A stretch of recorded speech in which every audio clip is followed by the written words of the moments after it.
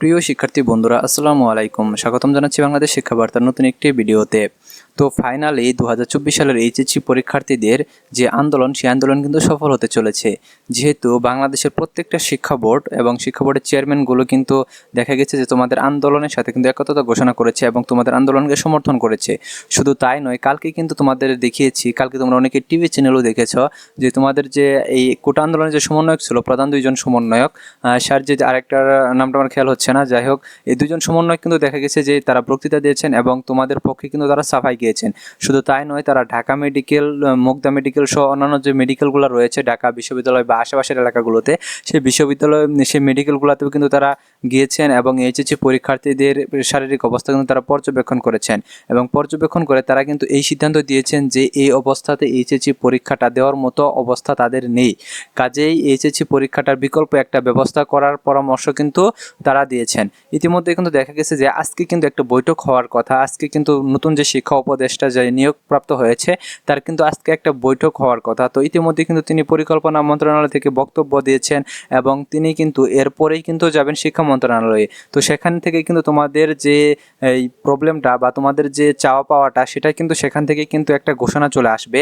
তো আশা করছি যে তোমাদের একটি খুব ভালো ঘোষণা আসবে এবং যেহেতু প্রত্যেকটা শিক্ষা বোর্ড তোমাদের পক্ষে রয়েছে এবং সমন্বয়করাও তোমাদের পক্ষে রয়েছে, তোমাদের পক্ষে সাফাই গিয়েছে, সেহেতু কিন্তু তোমাদের পক্ষে একটা ভালো রেজাল্ট চলে আসবে। যেহেতু এর আগে প্রথমে কিন্তু অটোপাস নিয়ে আলোচনা উঠেছিল।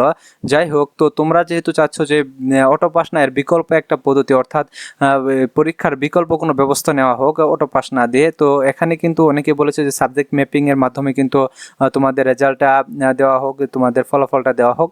তো এই বিষয়টা তোমরা অনেক জানো না। এরপরের ভিডিওতে কিন্তু সাবজেক্ট ম্যাপিংয়ের বিষয়টা কিন্তু বিস্তারিত আলোচনা করব। তো তোমরা কিন্তু সেটা দেখে নিতে পারো যে আসলে সাবজেক্ট ম্যাপিং জিনিসটা আসলে কি। তো আজকের এই ভিডিওতে আরও গুরুত্বপূর্ণ তোমাদের তথ্য থাকছে এসএসসি পরীক্ষার্থীদের জন্য। তোমরা যারা ভিডিওটি দেখতেছো প্রথম থেকে শেষ পর্যন্ত দেখতে থাকো। পাশাপাশি আমাদের চ্যানেলটি যারা এখনও সাবস্ক্রাইব করো নাই, শিক্ষা সম্পর্কিত সকল তথ্য এবং এইচএসসি পরীক্ষার সকল আপডেট, পাশাপাশি তোমাদের পরীক্ষার পর অনার্স ভর্তি এবং ইউনিভার্সিটি ভর্তি পরীক্ষার সকল তথ্য সবার আগে পেতে আমাদের চ্যানেলটি সাবস্ক্রাইব করে পাশে থাকা বেল আইকনটি বাজিয়ে দাও। আর যারা অলরেডি সাবস্ক্রাইব করেছো তাদেরকে অসংখ্য ধন্যবাদ। সো আসো আমরা মূল ভিডিওতে চলে আসি। তো এখন বিষয় হচ্ছে, যেহেতু নতুন শিক্ষামন্ত্রী বা শিক্ষা উপদেষ্টা যেটাই বলো না কেন, যেহেতু উনি পরিকল্পনা মন্ত্রণালয় থেকে বলেছেন যে শিক্ষার্থীদের বর্তমান যে চলমান অবস্থা সেটা নিয়ে তিনি বক্তৃতা দেবেন বা সেটা নিয়ে তিনি কথা বলবেন। কিন্তু একজন সাংবাদিক তাকে জিজ্ঞেস করেছিল যে এইচএসসি পরীক্ষার্থীদের কথা, তিনি কিন্তু সেখানে বলেননি। তিনি বলেছেন যে এখানে আমি এই বিষয়ে কথা বলবো না, আমি শিক্ষা মন্ত্রণালয়ে গিয়ে সবাইকে নিয়ে বসে তারপর বিষয়টা শুনে তারপরে আমি সিদ্ধান্তটা জানাবো, অর্থাৎ মূল ঘোষণাটা তারপরেই কিন্তু চলে আসবে।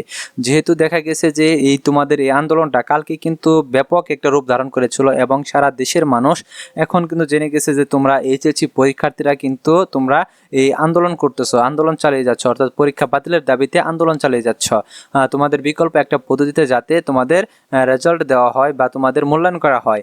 এখন বিষয় হচ্ছে, যেহেতু সর্বস্তরের মানুষ জেনে গেছে, পাশাপাশি প্রত্যেকটা শিক্ষা বোর্ড কিন্তু দেখা গেছে যে ইতিমধ্যে কিন্তু জেনে গেছে এবং শিক্ষা বোর্ডে তোমরা স্মারকলিপিও দিয়েছ।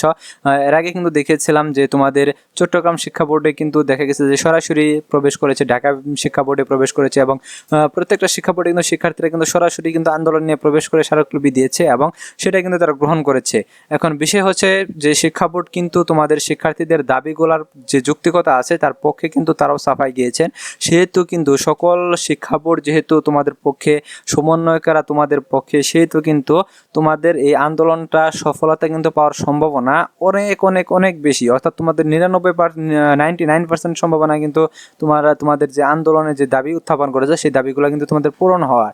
এর আগে কিন্তু দেখা গেছে যে তোমরা এক একজনে এক এক ধরনের দাবি তুলেছিল, অর্থাৎ তোমাদের ছাত্রদের মধ্যে কিন্তু একটা সমন্বয়হীনতা ছিল। যেমন তোমরা কেউ অটোপাস চেয়েছো, কেউ চেয়েছো সাবজেক্ট ম্যাপিং, কেউ চেয়েছো যে কয়টা পরীক্ষা হয়েছে সেই পরীক্ষাগুলা খাতাগুলা দেখে তারপরে মূল্যায়ন করা হোক, কেউ চেয়েছ যে তোমাদের পরীক্ষাটা নেওয়া হোক আংশিকের নাম্বার কমিয়ে, অর্থাৎ 50 নম্বরের মধ্যে পরীক্ষা নেওয়া হোক।